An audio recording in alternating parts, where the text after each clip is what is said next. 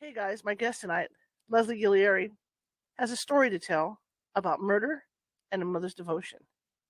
See you in about 5 minutes.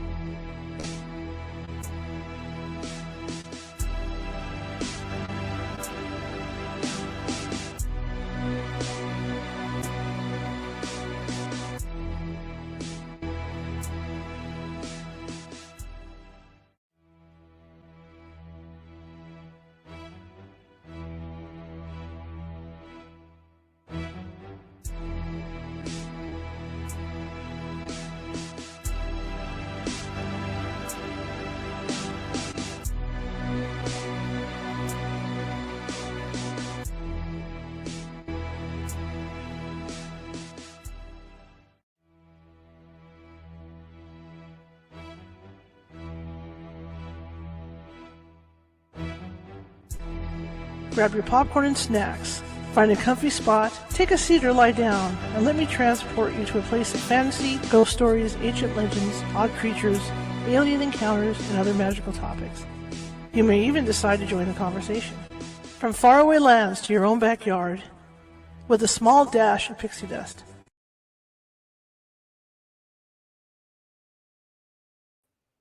Whoa, it stopped. Who knows why? I've been having weird things happening as I was putting the show together tonight. I apologize for that.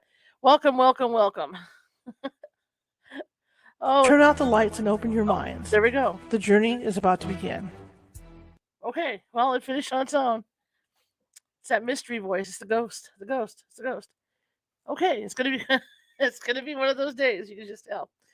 Welcome everybody. I hope everybody's had a great day. We're coming up on the middle of the week already. It's kind of weird when we have these long weekends, isn't it? Seems like Mondays start on Tuesday and then the whole week is screwed up. But anyway, I'm here all the time anyway, so it doesn't really matter. Welcome, my name is Charlotte. I will be your host for the next hour. I'm also the owner of the California Haunts Paranormal Investigation Team based out of Sacramento, California. We are 45 strong up and down the state of California, which means if you think you have something going on in your house that's odd, we can get to you. It may take us a while. California is a big state, but we can get to you. If we can't get to you directly or right away, we do have mediums on the team who can call you and help you out. Okay. Anyway, tonight, if you're watching from Facebook, thank you for watching from Facebook. And if you haven't done so already and you like what you hear, please be sure to hit that follow button. You can find us on all those pages on Facebook, California Haunts, or even under my personal name.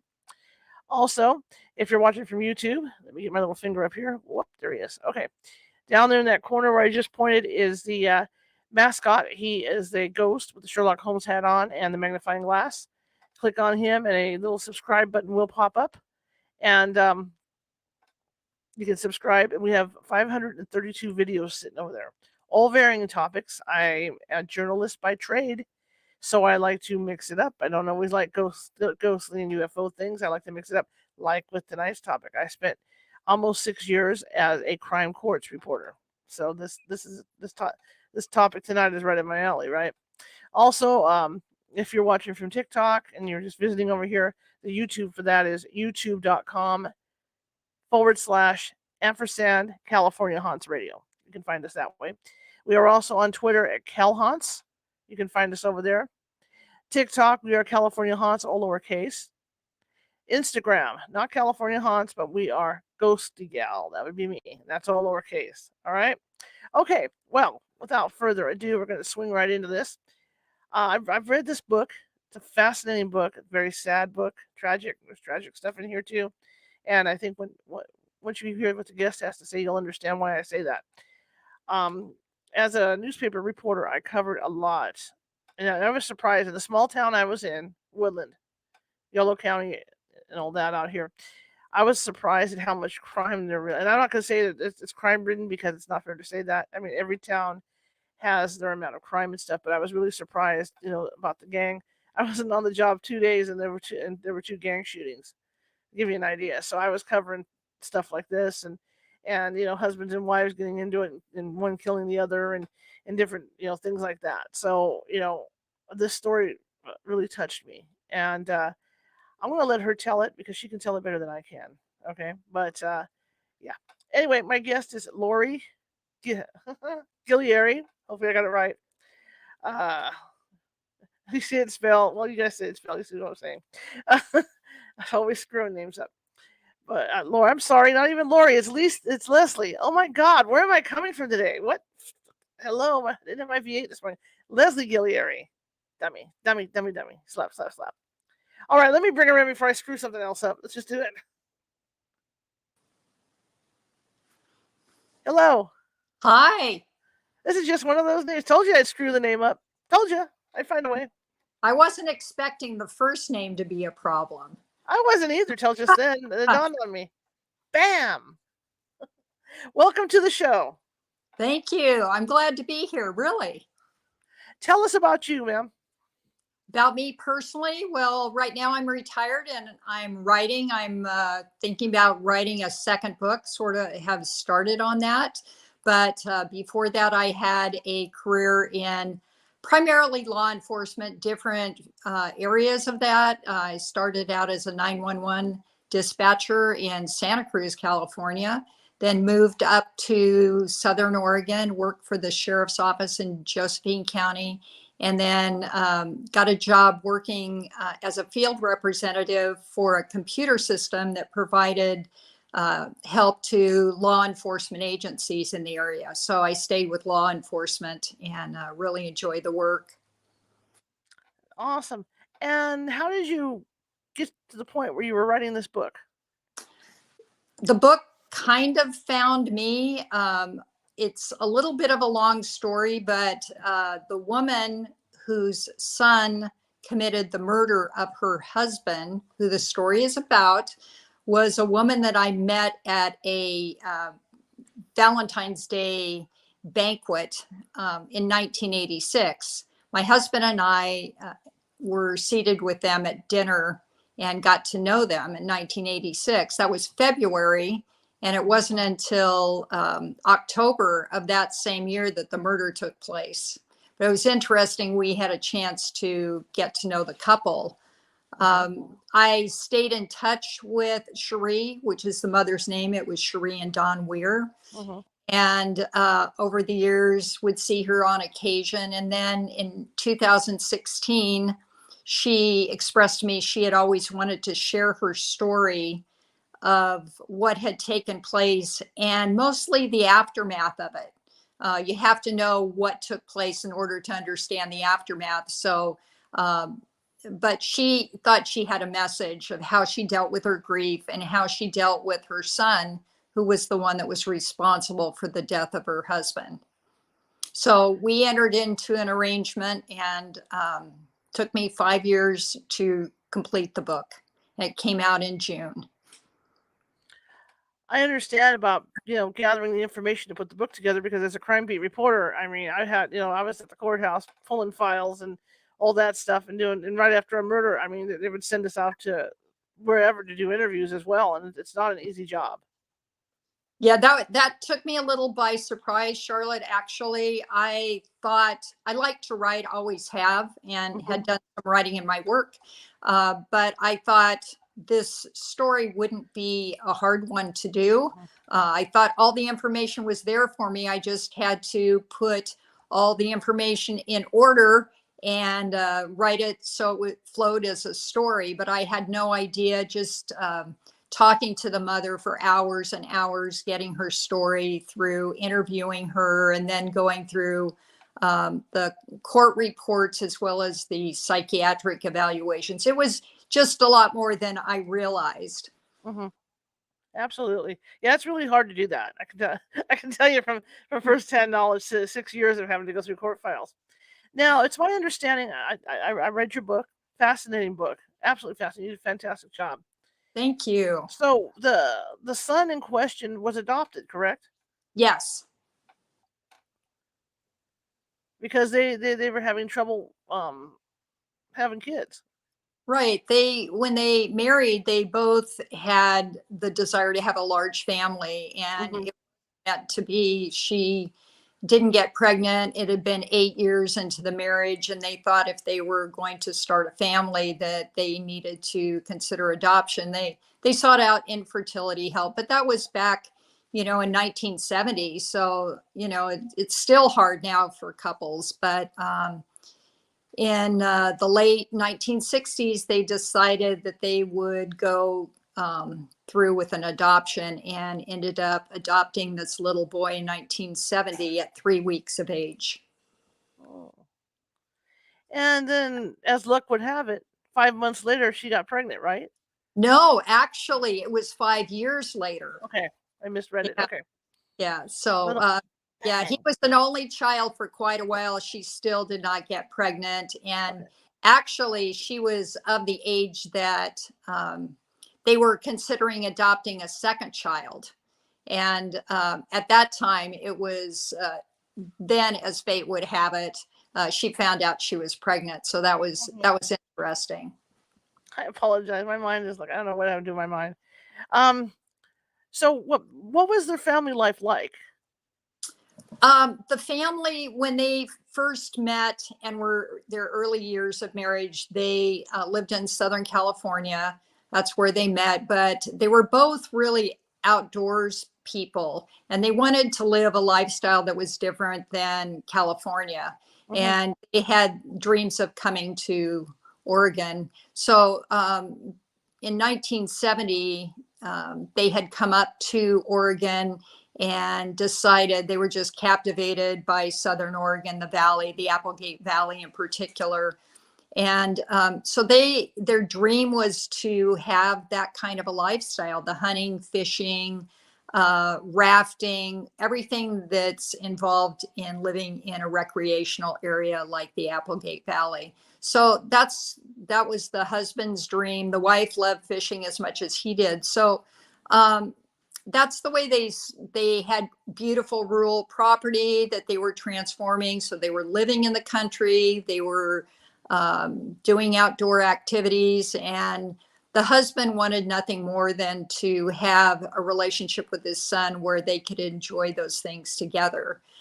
Part of the problem came when their son Dwayne, he didn't really enjoy the same things as his dad did. So it was a lot of adjustment on the part of the family to thinking that they had this aspiration, of how it was going to go. And then they needed to readjust and figure out, okay, they want to connect with their son. And so that was hard at first, but they sought out ways to connect with him in a way that was different than the hunting and fishing. And but they loved him, and like I said, they were happy being parents and wanted to have more children.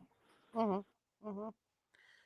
So did they know that when did the son's problem start? How old was he when they started noticing things weren't quite as perfect as they thought?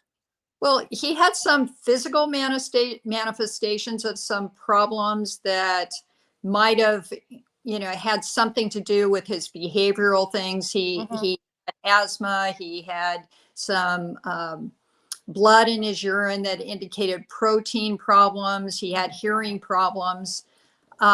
He felt sort of isolated as a kid, I think, a little bit because he couldn't participate in activities as easily as he could have if he was physically really robust.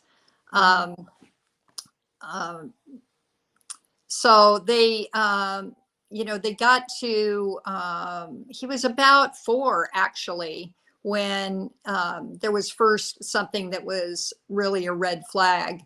And there was a situation where it appeared that he had tried to drown a litter of kittens on the family property. At 4 years old. Oh my! I can't even imagine that. Well, he had when they found out what he had done, they questioned him, and he had different excuses. Like he wanted to see if they could swim, and they wanted a drink of water, and the mama cat had scratched him, so he threw her in the water. Um, they were really alarmed about that. But it wasn't too long after that he did set a fire in the family home while he was being under the care of a babysitter. Fortunately, Cherie arrived in the house in time to take care of that, but that could have sent the house up in flames. And it was he was playing with a pot on the stove that he had put small pieces of paper in the pot and lit it on fire. So that was pretty concerning at 5. Oh yeah. And Cherie had thought that there were odd things about him from the time he was really little. She just felt as a youngster, she had done a lot of babysitting, so she was familiar with kids' behavior and the differences in kids. But she always felt like there was something she couldn't put her finger on, something about him that wasn't right. Mhm. Mhm. Well, geez, to be doing stuff like that at 4 or 5 years old, that's a big red flag, huge red flag.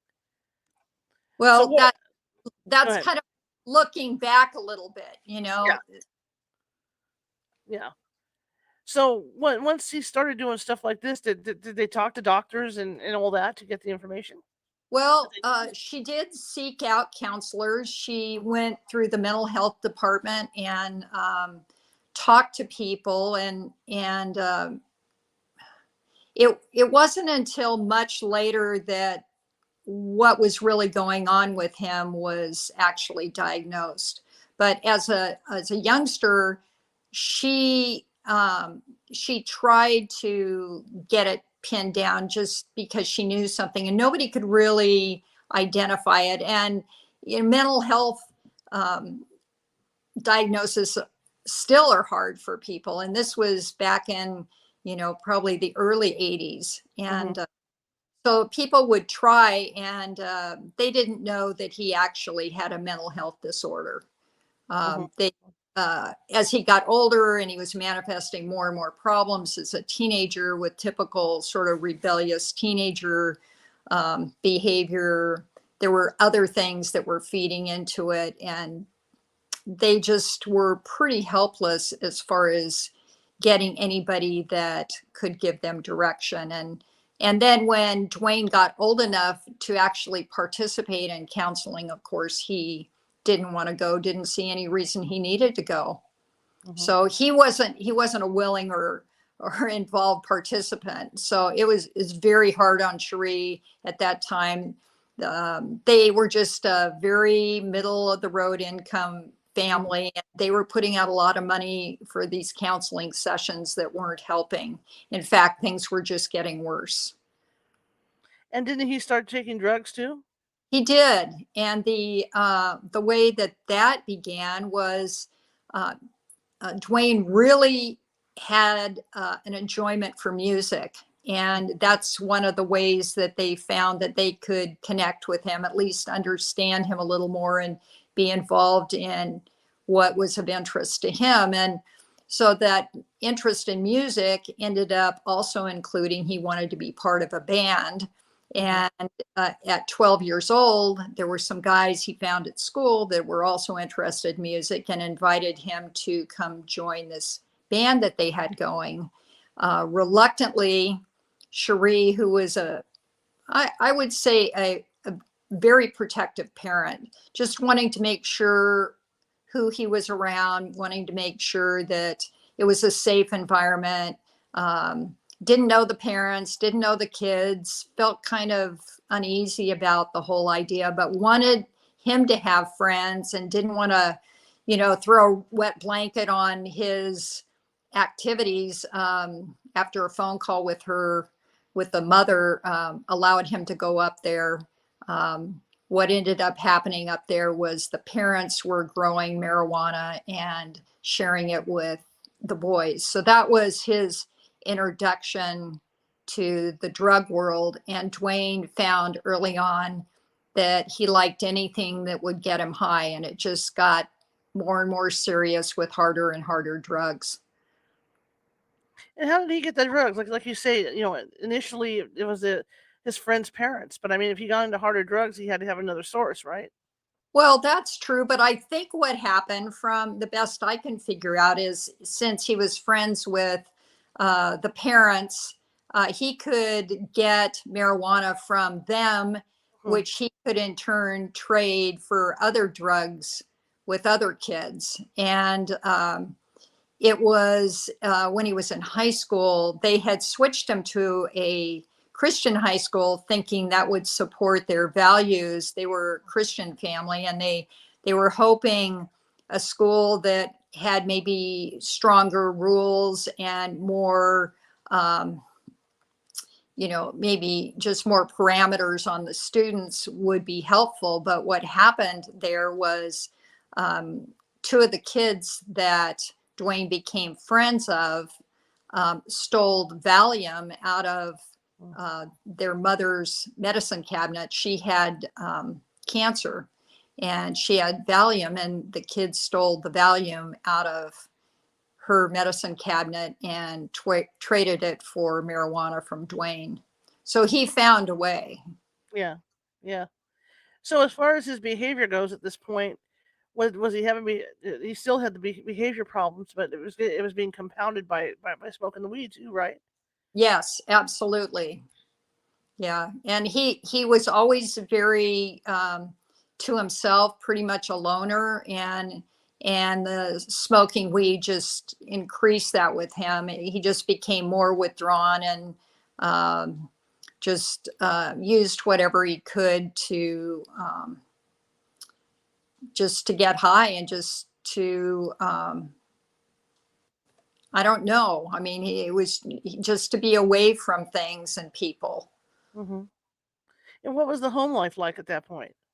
Well, Don was he was a man that worked with his hands. He was a kind of a man's man, like they used to say. So he was a mechanic, and he worked on logging trucks, and he worked a lot of hours. He always had, from the time that Dwayne was born, he wanted to provide the best family that he could for Dwayne. And so Cherie, although she was a beautician by profession, when they got Dwayne and had him at home, she stayed home with him. She did people's hair in her house, but she wasn't a full-time worker. And so they relied on Don's income. So Don was gone quite a bit. And then when Donette came along, the sister, she was busy with both children. And so she became kind of the disciplinarian, not really a single mother type, but kind of like that. She was the primary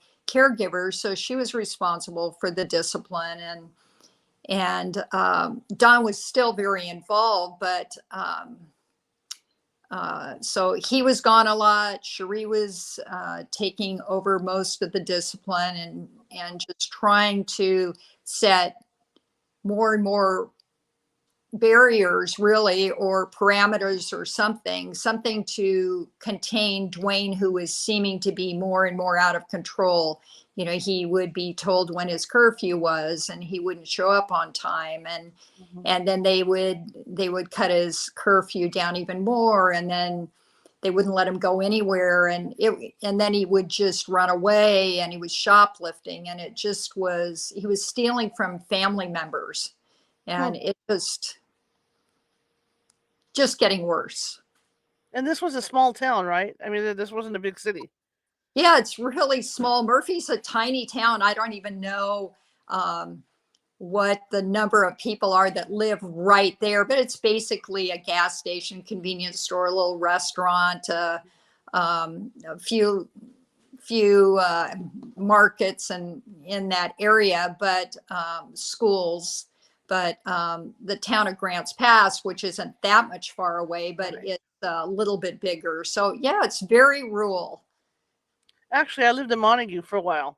Oh, that's beautiful. So yeah, so it's just about up that direction. So I know the area pretty well. Yeah. So I guess with all this going on, and him misbehaving publicly, everybody in town probably knew what he was doing. You know, it was probably known, and Cherie and Don were both extremely friendly people, very open, very friendly, very engaging. They would have Mhm. people to their homes all the time for barbecues. Um, I'm sure Cherie wasn't uh, always talking about Dwayne, but I'm sure that the people close to them knew that they were having trouble, especially Mhm. when he started running away. Mhm. Mhm.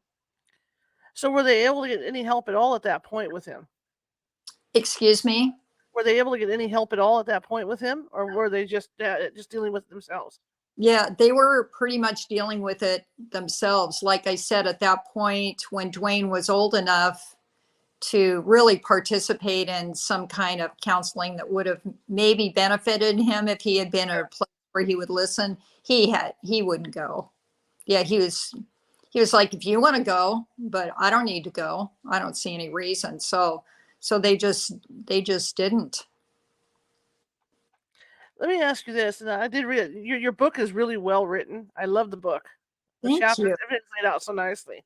That's, it makes me want to write my book, But Good. yeah, Do it. it's a lot of work. Yeah. Um, was there fear? And all And from are you talking about the parents yeah. um, from Dwayne? I mean, were they afraid of him? Is Yeah, that were what? they afraid of him? No, Okay. no. That's what was quote really interesting because at the time of the murder, and no one suspected it would be Dwayne. Mm-hmm. Uh, Cherie was gone. I don't know if you wanted to get into this right now, but she was Sure. gone when she heard of it. And she was out of town at a high school reunion in California. And so she had the news by phone. Mm-hmm. Uh, and the officer on the scene was trying to find out from her who could have done this. What, do you have any idea? And she was just, well, first she was so in shock she couldn't even speak really, and then so horrified. But it never, talking to her later, it never even crossed her mind that it would be Dwayne. And it So was it was he the was, daughter that found the husband, right? yes, this particular night, she had spent the night at a girlfriend's house. Mm-hmm. She was 10, and the girlfriend had to go to some kind of a dance lesson in Grants Pass the next morning. This was a Friday night. So the mother of the girl told Donette that she would take her home and drop her off. And this had all been arranged with Cherie's knowledge the night before. Mm-hmm. So the mother drove in and saw that Don's truck was at the house. So she knew that Don was home. So she thought nothing of just dropping Donette off at the house Mm-hmm. and driving off to town. So here Donette comes home at 10 years old and has no idea what she's going to find when she goes in the house. And how and where, where was Dawn at the time? Don was asleep. Mm-hmm. Dwayne had shot him when he was asleep in bed. Wow. Jeez. But to be 10 years old and walk in on that scene, oh my God, I can't imagine. Yeah, I'm sure it was very traumatic for her. She had to repeat her story over and over. And she was the one that called her mother and told her what had happened. So it's Mm. a lot for a girl of 10 years old. Yes, a lot, a lot. And she's the one that initially called the sheriff, correct? To come out? Yes, she did. She did call 911. Mm-hmm. That was a little bit confusing because the neighbor got involved as well. Uh, Don and Cherie had arranged before Cherie left to go out of town all kinds of backup plans. If Don was called late to work, what could Donette do? And so they had arranged with the neighbors, if anything happened to, they had a heads up. They knew to watch for her and look for her and be available. So the neighbors got involved pretty early on and came to the house, and then also called the ambulance and tried to intervene there for Donette. And yeah, it was pretty awful. And then in the meantime, they didn't know where Dwayne was, right? Right. But Donette said when she came home and didn't see Dwayne's truck there, she didn't think anything of it. She just thought he was at a friend's. Mm-hmm. And she knew that Don was dead, but she didn't realize he'd been shot. Mm-hmm. But she didn't know where Dwayne was. Didn't even occur to her until somebody else asked her, "Don't you have a brother? Or where's your brother?" And she's like, "I don't know. I guess he's at a friend's." So it wasn't like, oh, it must have been Dwayne, because you ask, and I didn't go into it very much, but there was a lot of conflict between him and Don as Dwayne was getting worse and worse and not doing what he was supposed to. And there was a lot of tension in the house, but there wasn't fear of him. Afterwards, there was fear Mm-hmm. Mm-hmm. on both Donette and Cherie's part, a lot of fear. having no idea that he was capable of that. Right. Right. I can imagine. So when so the authorities come out to the house and they realize that the father's been shot. What Mhm. happened after that? Well, the neighbor who was a close neighbor, they were very good friends. The families barbecued together and had a corporate garden and all kinds of things. The the the father there told the deputy, took him aside and said, I think this was the doing of their son. You know, they've been having problems with him. I know he's been involved in drugs and shoplifting, and he stole Cherie's car once, and I wouldn't be surprised if it was him. So they immediately got the information about his vehicle, and then through the story, at one point, Dwayne, after he had shot and killed his dad, um, he ended up by happenstance meeting this young woman that he didn't know on the roadway. It's all involved in the book, but he met Right. her and he confessed to her that he'd shot and killed his dad, and she just blew it off, saying he was just ranting, he was high, and Hmm. didn't think anything of it. And then they sort of parted separate ways, and um, and then after she got thinking about it, she um, decided to call the sheriff's office and say, you know, something. I know this is probably nothing, but I had this encounter with this guy, and this is what he told me. So between those two reports, she also had some information about where Dwayne said he was going to be headed after he left her. So they had that address, and they went to the address and found him and were able to arrest him. So he was arrested about 10 in the morning when the murder had happened about 3 in the morning. So it didn't take long. No. And for everybody that hasn't read the book yet, what type of gun was it? Excuse me?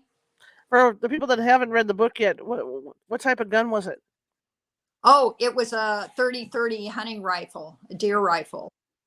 And Mhm. he specifically chose that gun. There were several guns in the closet where the parents kept them, which is, it's not unusual in a hunting community that that's what people did then. People didn't have gun safes, and he went into the closet and looked at. He knew about guns. I mean, he had gone out, he had shot them, and he says in his statement that he specifically picked the 30-30 because it was the most powerful. Hmm. Premeditated. Wow. Um, Absolutely. gosh. So in the meantime, Cherie is coming back home, knowing that this happened, right? Yes. And fortunately for her, while she was down in San Diego, she was staying with her mother in law, Dawn's mother. Hmm. And Dawn's mother had planned on coming back with her when she was done at the reunion anyway. And the two just took an emergency flight back up to Oregon and still didn't get there until very late on Saturday night. Hmm. So his trial starts. This goes on, and as as you write it, and I've heard some interviews that you did. I saw some interviews that you did as well about Cherie having mixed feelings about all this too. I mean, this really played a number on her. Yeah, absolutely it did. She, she had the input from family, well-meaning family, Hmm. just cut him off. After all, he's just adopted. He's not really your son, Hmm. which that in itself was very difficult for Cherie because they always saw him as their son. They never Hmm. thought of him as just adopted. He was their son. But family, of course, they worry about Cherie because she was so devastated with with the crime. So she had a tremendous amount of grief. Um, she would cry to the point that she wouldn't get out of bed. It was really difficult for her. Yet she loved Dwayne, but she was so angry with him that she couldn't understand. She spent so many years trying to figure out how he could do this and why he would do it. Right. Your dad loved you. He was a good dad to you. He did everything he could for you. Why would you do this? If anybody, why didn't he shoot me? She said, you know, I mean, I was the one that was exacting all this discipline and giving him lectures at the kitchen table and telling him he couldn't go places. So it was just, it was really hard for her conflicting about loving her son, hating him for what he did, being afraid of him now, and what to do with her life, missing Don, the man she loves so much. And what was she going to do now? Her son's in prison. It was a very overwhelming place for her emotionally. And this whole time too, he was writing her letters. Oh yes, well that did start when he was first in county jail, and yeah, he started out.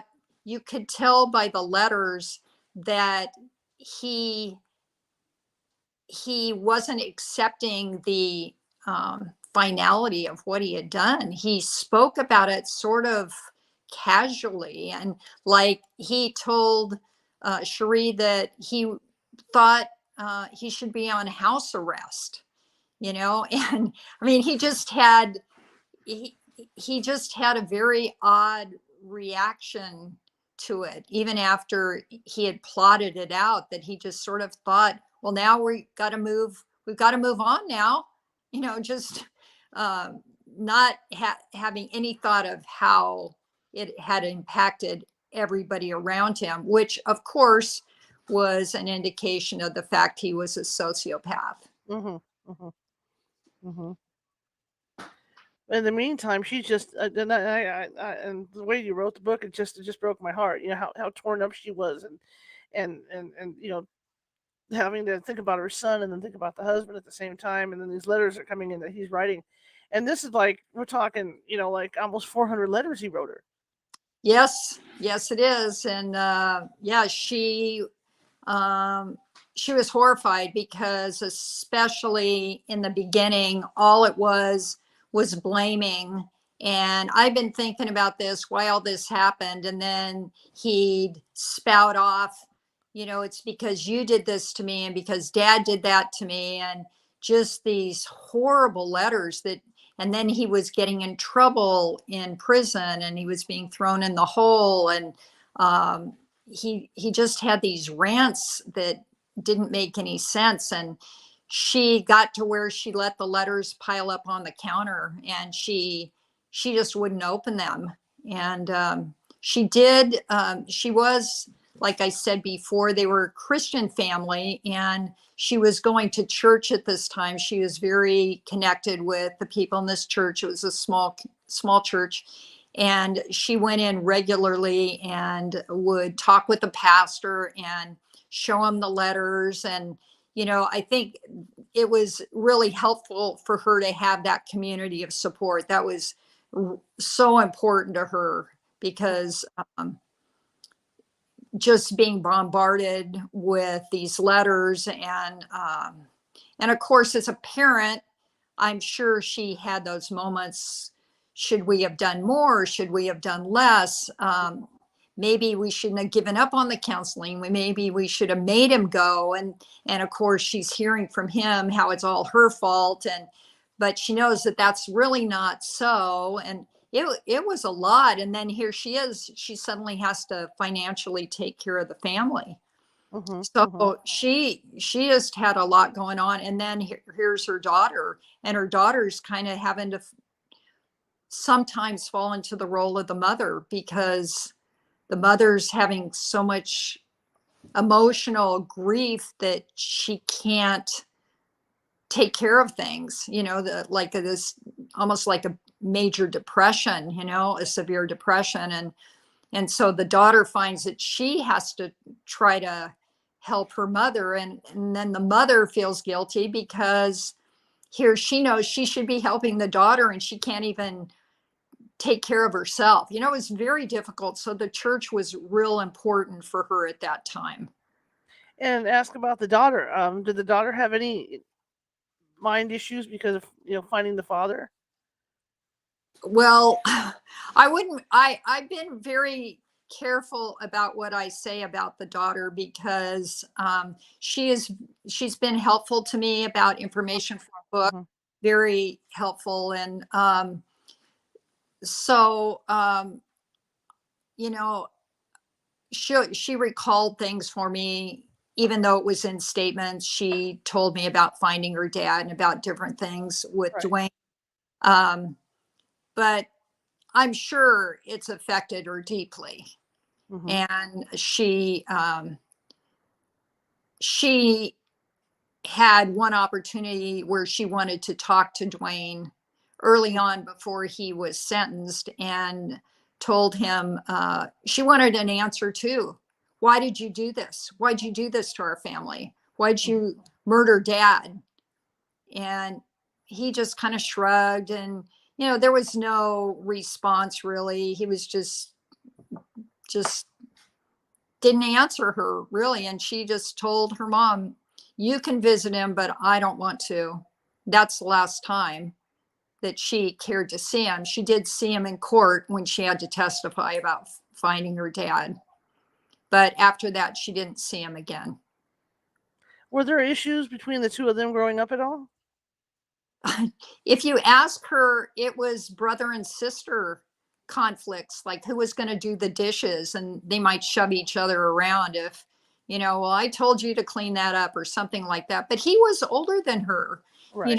so they didn't fight over similar things. He was kind of on to the teenager things while she was still playing with her dolls. So they didn't really there was a distance between them. And Cherie and Don were pretty careful not to let, their conversations with Dwayne, they tried to sort of keep that between them and Dwayne and not let her realize how serious things were getting with Dwayne. Mhm. Mhm. Now, while he's in prison, is he getting medicated for his issues? Apparently, because it was also diagnosed, he was diagnosed as a sociopath by the psychiatrists in Southern Oregon. And when he went up to prison, they diagnosed him the same. He was always tested. It was always the same. So yes, he was taking medication. But yet he was still writing those letters, which is kind of I'm not saying odd, but the medication really wasn't doing the job it should have been doing. Yeah, it's hard to say. I don't know how much the medication for a sociopath. Right. It's not really like um, a chemical imbalance. It's more Right. like, I don't know. I've read about it because of the book. It's interesting to me because I wanted to understand a little bit more, but I'm not sure I really understand it. Sure. But yeah, there was definitely things going on. How much you could attribute to a mental disease or mental disorder, and how much was his choice of just being the way he was. Um, Hard to say. Now, on the night of the murder, let's step back a little bit. What took place that night? The father was asleep, so obviously he went, uh, loaded the gun, walked into the bedroom, and then what happened? That's basically what happened. He that evening they had been together. He and Don had been out on a job that Don had out in the woods, so they had gotten home very late.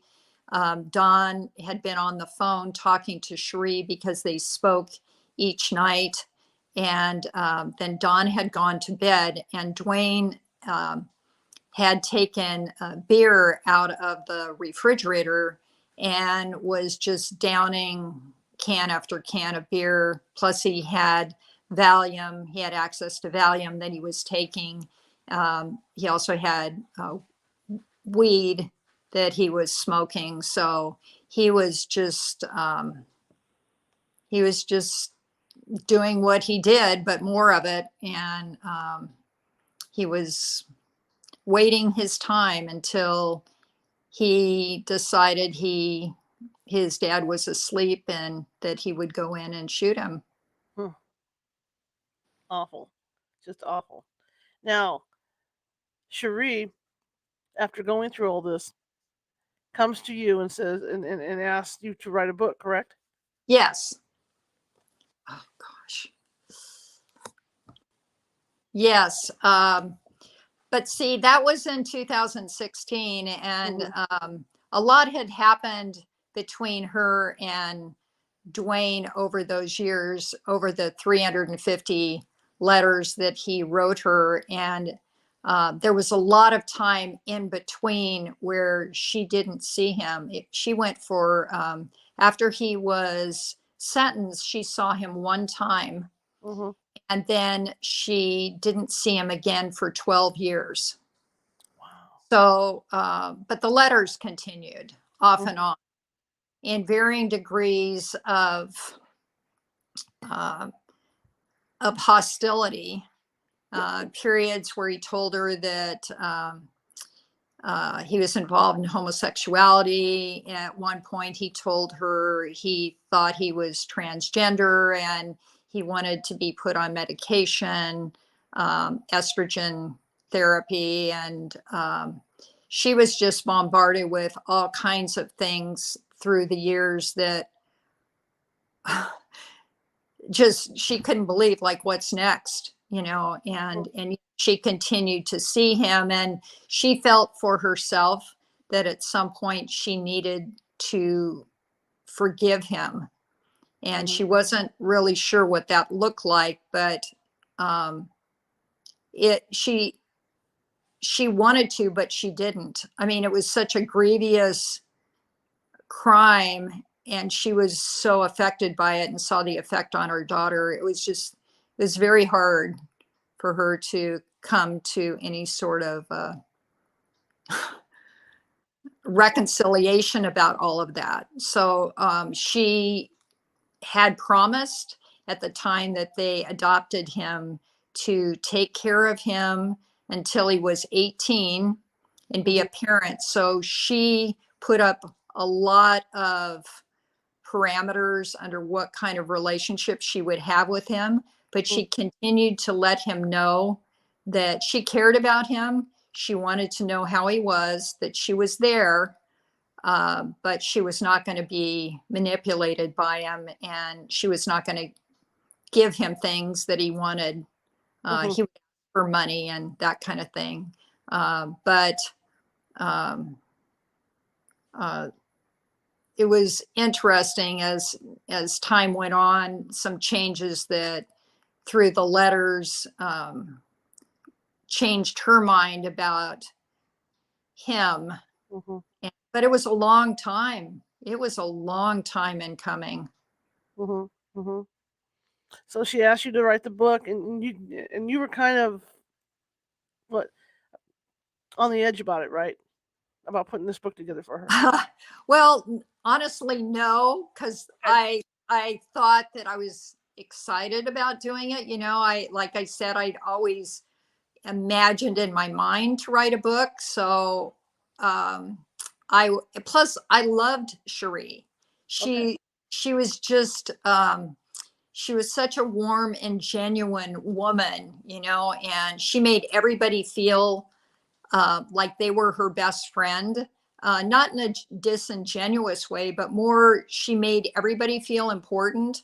It was very hospitable, and I knew it was important to her. And she felt, especially in today's age with addiction becoming worse and worse with the more availability of drugs and the more use, and parents having to deal with issues like this with their kids and just feeling that sense of, is it ever going to change? I can't keep watching this happen. She was hoping that by telling her story and what she stuck through and how she did that it would bring hope and encouragement to other people. So I wanted to do it because she felt that it was a story that would be helpful to others. And like I told you before, I didn't really know what I was getting into. Sure. I didn't think it was going to take me 5 years. Right. So, and then of course, once I agreed, I had to finish. So, right. So that's good. But just yesterday, I got a message from someone who had read the book, said they had bought it before Christmas and hadn't had a chance to start reading it until recently, couldn't put it down. And she said it just resonated with her because of dysfunctional issues within her own family that were different. But what it did was, she said she just was able to feel a connection with Cherie, and it gave her encouragement to continue to try to stay the course with this person and this relative in her family. So I don't think Cherie was not advocating for letting somebody walk all over you. Right. But I think she was careful about what she let happen. But it took a toll because she, every letter was very difficult. When I read them all 3 times. And I mean, if they were written to me and that was said to me, it was horrible. He's very, very profane, just awful letters, just awful. So, she's pretty remarkable in my book. And I just think a lot of her. And she passed away, correct? She did. From cancer. She did. God, Before the book was done, which was very disappointing to me. Geez, after going through all that and then boom. Yeah. Well, she had a lot of good things happen in her life, and she was able to do some traveling due to the generosity of a friend, and she made some wonderful friends, and she was a wonderful friend to many people. Her property that she and Don had bought together, they turned into a wedding venue that is so beautiful. If any of your listeners go to my website, there's pictures of the property.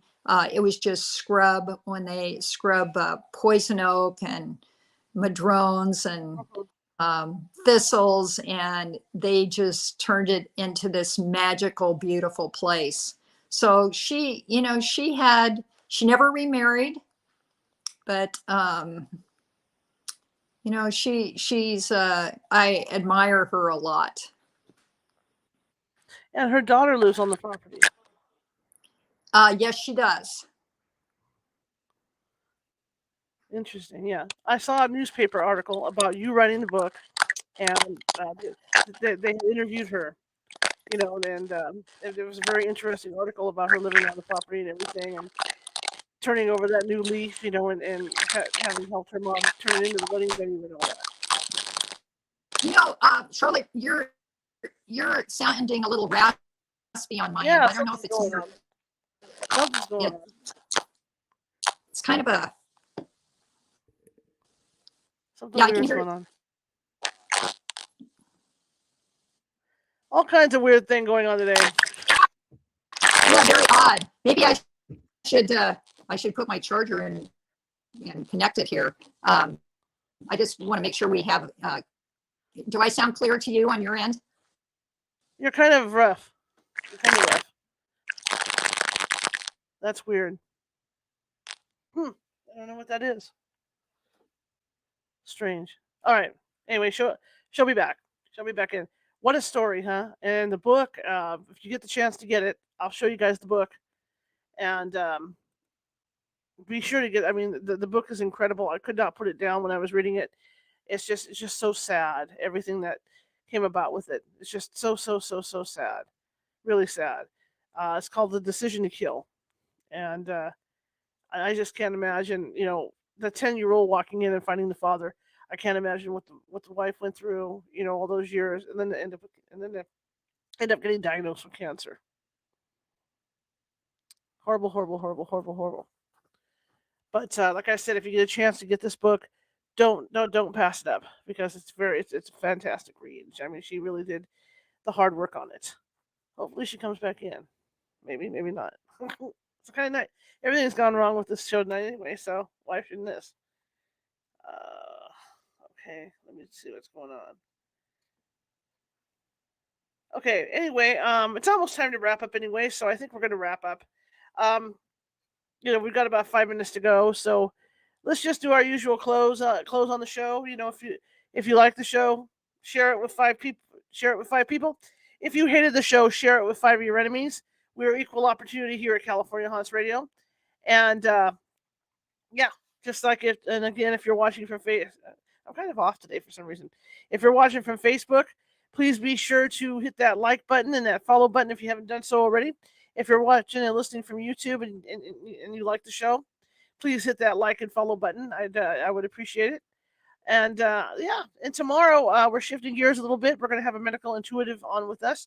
Her name is Katie Beecher, and she's going to be on at 6:30 p.m. Pacific with us. And she'll have some great insights. I don't know. I think I'm just tired today.